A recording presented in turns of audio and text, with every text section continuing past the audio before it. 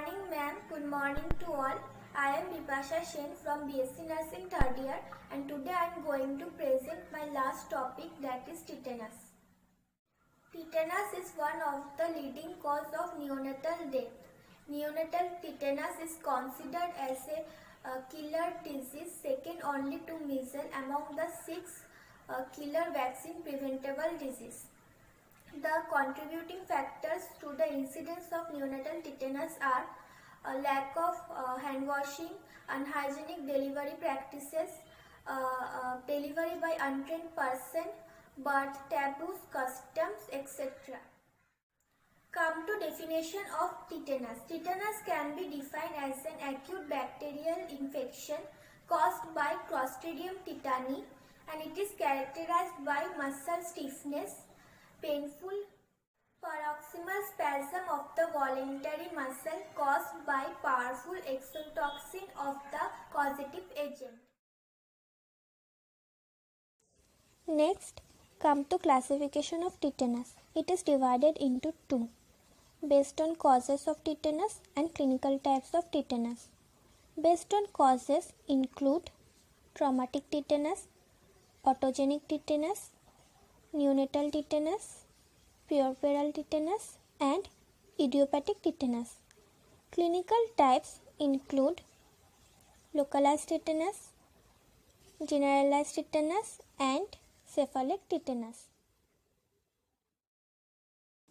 Next, I will describe the epidemiology of tetanus. First is agent factor. The causative agent of tetanus is Clostridium tetani. It is a gram-positive anaerobic spore-bearing organism.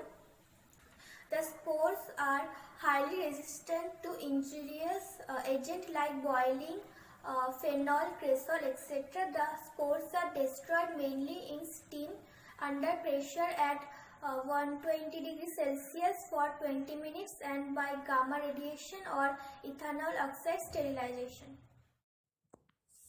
Second is host factor.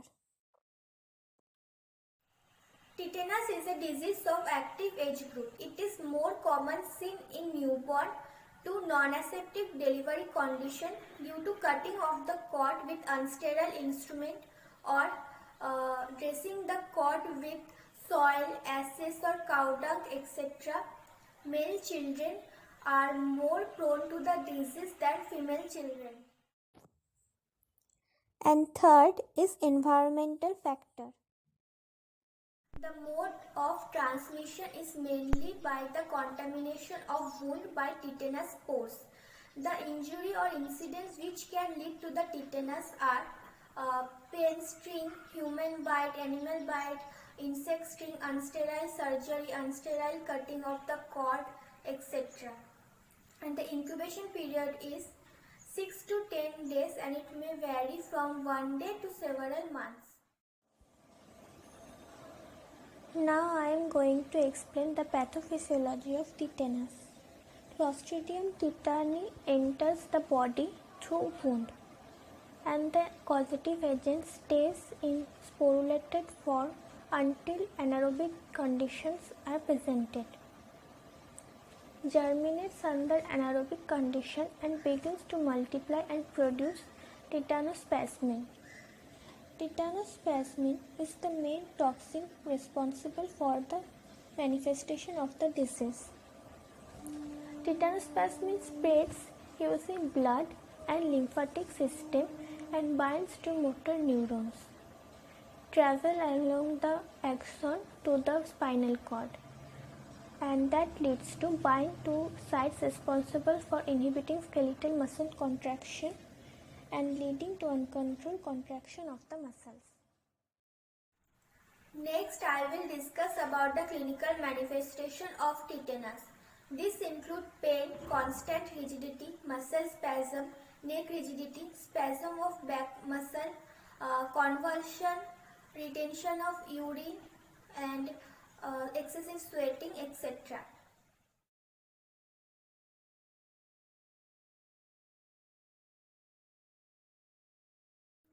Symptoms of neonatal tetanus include unexplained crying, refusal of feed, cyanosis, tachycardia, tachypnea, fever, dehydration, acidosis, etc.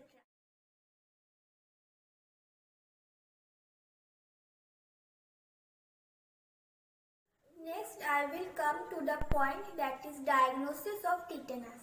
First, history taking. History of illness and about vaccination of the client.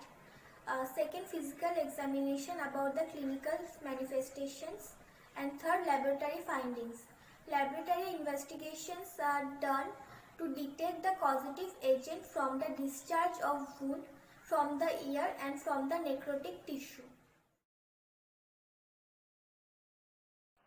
So next I will discuss about the complication of tetanus. First, aspiration pneumonia.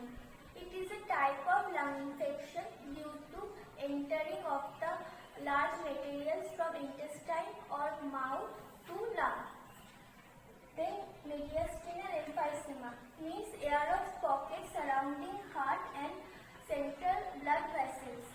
Arrhythmia. Arrhythmia means irregular heartbeat. Vertebral fracture means fracture in the vertebral column. Myocarditis, inflammation of the heart muscle. Malnutrition. Atelectasis. Atelectasis means complete or partial collapse of lung or lobe of lung. Fluid and electrolyte imbalance. Pneumonia, then tongue injury, intermuscular hematoma, and hypertension or high blood pressure. Now I am going to discuss the very important point, that is management of tetanus. First is medical management. Human tetanus immunoglobulin 500 to 3000 international unit is administered intramuscularly, immediately admission to the hospital. Next, anti-tetanic serum ATS is administered after a skin test. 30,000 to 1 lakh international unit intramuscularly or intravenously. Antipyretic and antibiotic should be administered. Penicillin is the choice of antibiotic. Sedative and muscle relaxant is administered with diazepam and phenobarbital in every 2 to 4 hours to control muscle spasm in calculated doses. IV fluid is necessary and oxygen therapy is necessary, and pyridoxine therapy may be needed. Now I will go for another important point, that is nursing management of the tetanus. First, nursing diagnosis. Hyperthermia related to effect of toxin as evidenced by warm body surface and verbalization. Ineffective breathing pattern related to spasm of respiratory tract muscles as evidenced by tachypnea and verbalization.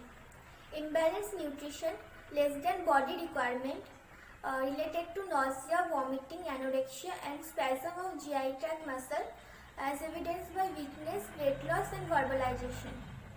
Retention of urine related to spasm of urinary system muscle as evidenced by decreased output of urine. So planning for retention of urine are: assess the urine pattern and frequency of urine of the client, administer catheter as per doctor's advice, administer muscle relaxant as per doctor's advice, provide active and passive exercise, and maintain and document intake and output chart. So planning for imbalanced nutrition less than body requirement are: assess the food pattern of the client, food preparation, take a brief history about the vaccination of the client from the mother, encourage frequent small meals to meet the nutritional value of the body, assess the weight of the client regularly, maintain and record intake output chart, give active and passive exercise, provide mouth care to prevent anorexia, administer muscle relaxant if ordered, maintain NG tube if ordered, and provide a pleasant environment during the meals. Now I will explain another point, that is prevention of tetanus. This includes increasing awareness about the safe and aseptic techniques of the delivery and safe techniques about the umbilical cord handling, and increasing awareness about the immunization of antenatal mother and children. This provides less factors that can lead to neonatal and childhood tetanus. Now come to tetanus vaccination. Active immunization of pregnant women with tetanus toxoid and infants and children with DPT, DT and TT are the best definite method of prevention.